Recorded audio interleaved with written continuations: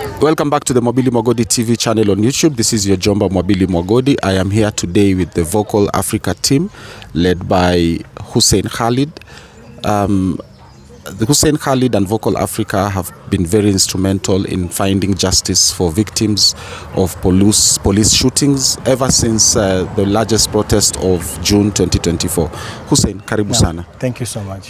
Kwanza tunakushukuru kama Wakenya kwa kazi ngumu mnayofanya, and I would love you to tell my viewers on the Mwabili Mwagodi TV what exactly you do with regards to victims of police shooting during maandamano. As a human rights organization, our main responsibility is the promotion and protection of human rights as enshrined in the Constitution of Kenya. Kama tunavyojua katika katiba ya Kenya, chapter 4 of the Constitution is the biggest chapter because the framers of the Constitution knew about our history, how human rights were being violated, how fundamental freedoms were being infringed upon. So wakahakikisha kwamba ile katika katiba ya Kenya ile sura ya 4 ama chapter 4 was the largest. So our work primarily focuses on the Constitution. Article 26, the right to life. Article 37, right to protest. Article 38, 43, socio-economic na zingine. So what we actually do is to ensure that Kenyans are enjoying their constitutional guarantees, and whenever those rights are violated, whether it's the police or any other person, we work with them to ensure they get justice. So Kenyans know you a lot by seeing you at postmortems of victims of police shootings. How did you get here? Ulifikaje paka ukafika sasa umekuwa sasa unapigania haki za hata wafu? I think in 2024 when we began seeing protesters, young Kenyans who are merely coming out to agitate for their rights, including the cancellation of the finance bill. Tuliona venye walikuwa wakipigwa risasi wakiuawa. Na when that happened, kina Rex Masai, Eric Kasioka, Eric Shieni, we decided we need to go and stand with the families. So I remember one day, hizo siku za kwanza, kulikuwa na mama mmoja ambaye alikuwa analia na anasema kwa nini alitoka? Nilimwambia asiende kwa maandamano, kwamba watu wanauliwa. Nilimwambia akae kwa nyumba, and she was crying. You could tell it's like the mother was complaining about the son. And at that time, it dawned on me that this is not right. Because the mother now is complaining about the child, when the child, all he was doing was to come out to demand for a better country. So we approached the mother, tukamwambia, no, mama, your child is not at fault. He was merely coming out to defend his own rights, to protect your rights and mine. The people we're supposed to blame is not those that have been killed for exercising their rights, but those that have killed them for exercising their rights. And at that point, tukasema, lazima we tell the story of these victims wenye wanauawa. Zile statements zilikuwa zinatoka State House that hawa ni treasonous criminals, mara wengine wanawaita terrorists. Tukasema we have to change the narrative. Ndo tukasema tutatafutana na familia na tuambie watoto wenyu they are heroes. Even we decided whenever there will be a burial, tutachukua bendera, tuende tuwazike na bendera, because they died fighting for this country. They are modern day maumaus. Ndio tukasema sasa tutakuwa tukienda kwa mazishi, tukikutana na familia, tuhakikishe kwamba hawa vijana wenye wameuawa, ukweli unajulikana kwamba wao ni mashujaa wa nchi. We have seen incidences where victims of police shooting during maandamano whereby police officers take advantage of families, alafu they hardly wanajaribu cover up zile killings. How many cases like this have you dealt with? Those cases are many, Mwabili. Those cases are many. Hata sahi tunatoka kufanya autopsy ya Martin Rigi, a very young man, 32 years old, who was killed. Now, according to the family and those who were there during the incident, wanasema when the police came now to pick the body, they were scouting around for bullet remains, wakizichukua, wakizibeba. Hata kuna moja inasemekana ilikuwa imeingia kwa ukuta which was suspected to have gone through the boy who was now dead. Waligonga ukuta, wakatoa hiyo part specifically to go with it. So cases of police cover-up ziko mingi. Their bosses always cover up for the individual killer officers. And what we are seeing in Kenya today are trigger-happy and bloodthirsty police officers whose clear intention is to kill, not to contain the crowd, not to make sure there is peace and calm, but they actually leave their stations with one very clear intention: to kill. And this is something we are saying we cannot allow to continue in Kenya. I want to introduce one of your team members. Yes. Unaitwa nani? My name is Ruskin Oyugi. Ruskin, how many years have you been with Vocal Africa and in the human rights activism space? Okay, I've been in Vocal Africa for 2 years now, and the 2 years is the time I've been in activism. Yeah. Hii kazi unaionaje? Inakubebaje? Yes, activism is not really easy. It's hard because it's a challenging work, or because you meet a lot of people, people who are bereaved, people who have problems psychologically. We have people who are isolated by the society and their family members. So dealing with those people is not that easy. So you have to have a training on how to handle them and how to talk to them, approach them, and give them advices. Which I always say, people always see activism as a work of, they always call it, how do they call it? Jumpy people. But it's not that. It's a lot, and it takes a lot for a person to work in such a sector. It's not easy. Yeah. Wewe wa miaka miwili, ni jambo gani umejionea ambalo limekushangaza zaidi kwa hii kazi? Like what is your greatest, tutaita moment of shock? Yani mpaka ukakaa chini ukajiuliza wa? My greatest moment of shock is the amount of police killings in Kenya.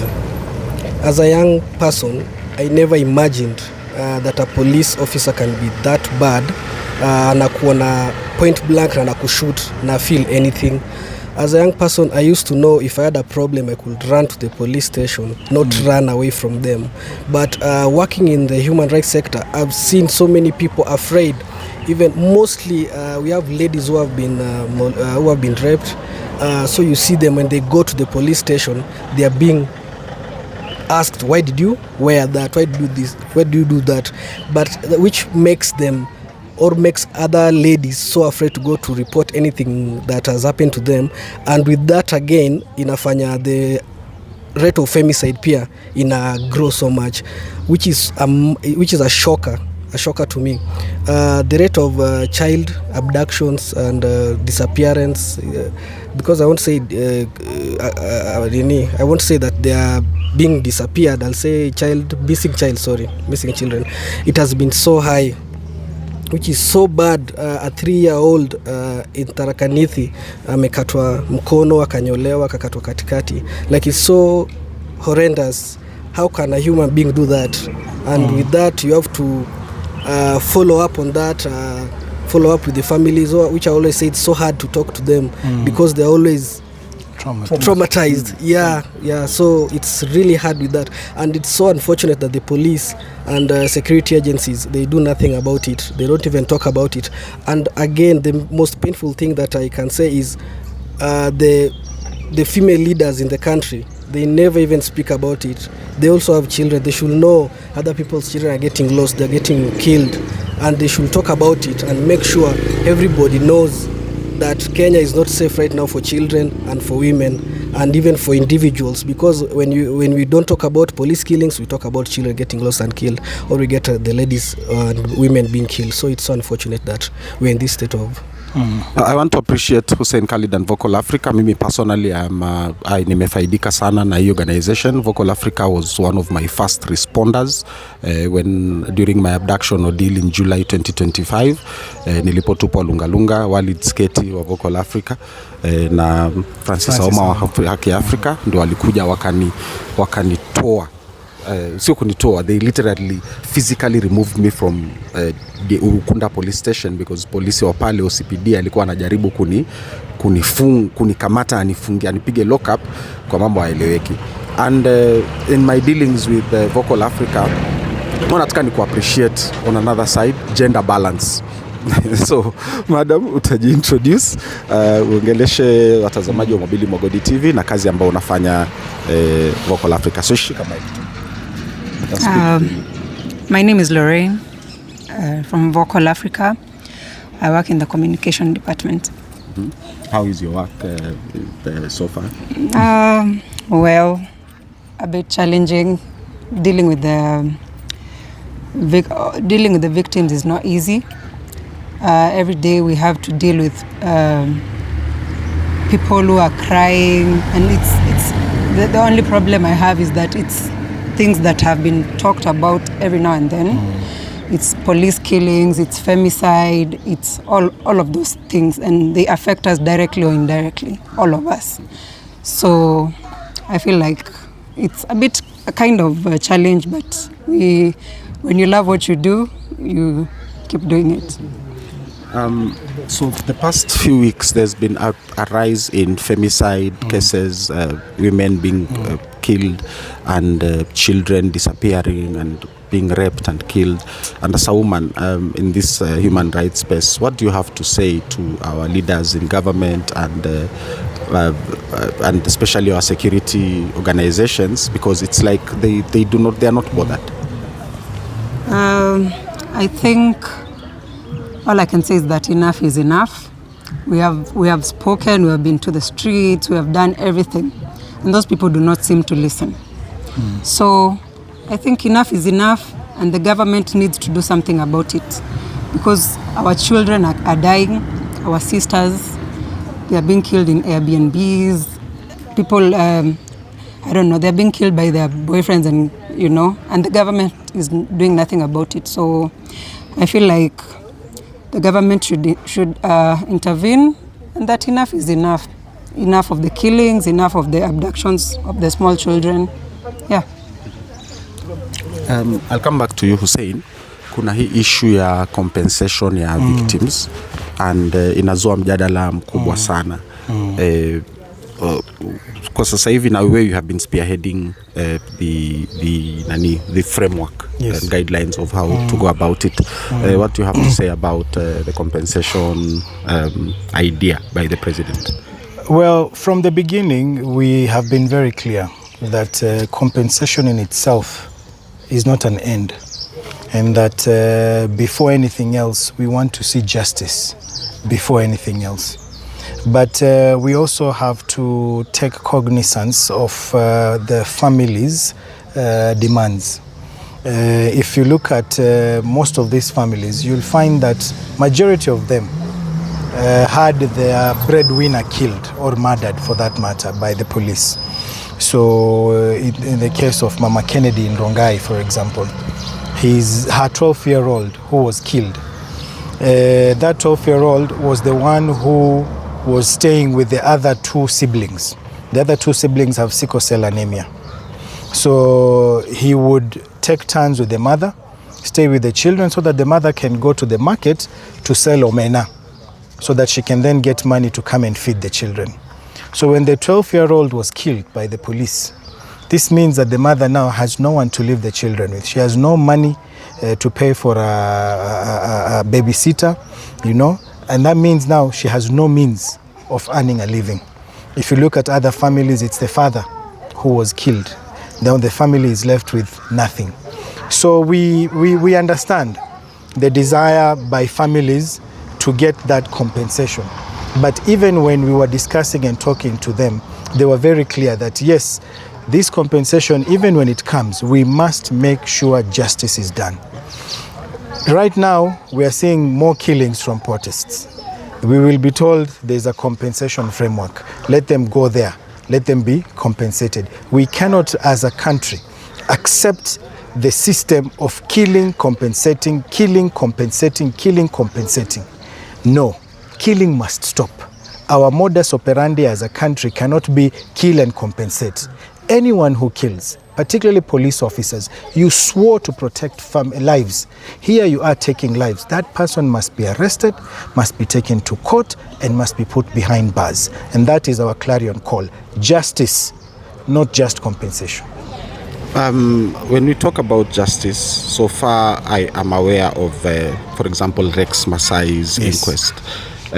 Ukiangalia vile hiyo kesi ina drag kotini. Kweli Wakenya tutakuwa na imani ya kwamba kweli haki itapatikana? To be honest, we are very frustrated. We are indeed very frustrated. Kuna inquest ya Rex Masai, kuna inquest ya Evans Kiratu and others. And it's very clear, those inquests, it's like, we can discuss a matter in court, but, the delay and so many unnecessary technicalities, it's really challenging. And that's why we are saying, if there is no political will for justice to happen, we will just be playing cat and mouse games here and there. If there was political will to arrest killer cops, by now, I am sure we would have done that. But that is why we are here, the entire team, including yourself, to document so that we keep the evidence. One day, one time, we will have a regime and there will come a time when justice will be done. So let's keep the records, let's make sure we document. Na itakuja wakati ambapo hizi ambazo tumezi collect, all these videos we are doing, they will be used na wale perpetrators will be arrested na justice itapatikana kwa familia. So to conclude, Hussein Khalid, this is something that mimi pia imeni affect na yes. I'm sure labda hujai kuongelea lakini leo nitakuuliza. Trauma. How do you deal wewe as a person with all the trauma you encounter in the line of your work? Because this is the final one. And I am sorry, how does your even your family itself, how do they deal with seeing you kila siku uko kwa mochari baada ya mochari? Yani sasa hivi umetoka mochari St. Teresa's Hospital, si ndio? Jana ulikuwa wapi? City mochari, si ndio? Tell Mobili Mogodi TV viewers, angalia kamera uwaongeleshe tu kuhusu wewe mwenyewe na kuaffect vipi, achana na familia za victims. Nafikiri venye mwenzangu Raskin ameongea, it's not an easy job. Sometimes unajua tunakaa nyumbani kwa meza, tunakula, alafu harufu inakujia tu ile ya mochari. Hata unashindwa kula because the trauma is real. And I think for most of us in the human rights sector, we are very challenged. It's difficult even to just maintain good family relations. It's difficult just to go by because you're so used to violence, sorrow and all that. Even when simple things of joy come your way, you don't believe that it has come your way. So it's just to tell our viewers, ikazi si rahisi, but we are doing it because we believe in our country. We are doing it because we believe in our people and that we have to be here to ensure that justice is done. So we try in different times to sit down, to speak to counselors, to speak to psychiatrists, but even that does not help much. So we just hope that Kenyans will appreciate the work that's being done by human rights defenders and that sooner rather than later we will have a system of governance that will ensure justice is done so that people like us can now take a rest and say we have a responsible government that will defend its people. There you have it, viewers of Mobili Mogodi TV. This is Vocal Africa, Hussein Khalid, Lorraine, Raskin and his team, and there are many more. There's a very nice lady kwa ofisi anaitwa Stacy. I'm sure right now she's at City Mortuary. Na wengine wengi tu wako pale Vocal Africa. I've been to their offices several times. We want to tell you asanteni sana kama wa Kenya and people from around the world for the fight that you are putting up for us as Kenyans, and Mungu awabariki, awazidishie na awapatie amani katika utekelezaji wa kazi yenu. Asanteni sana. Thank you.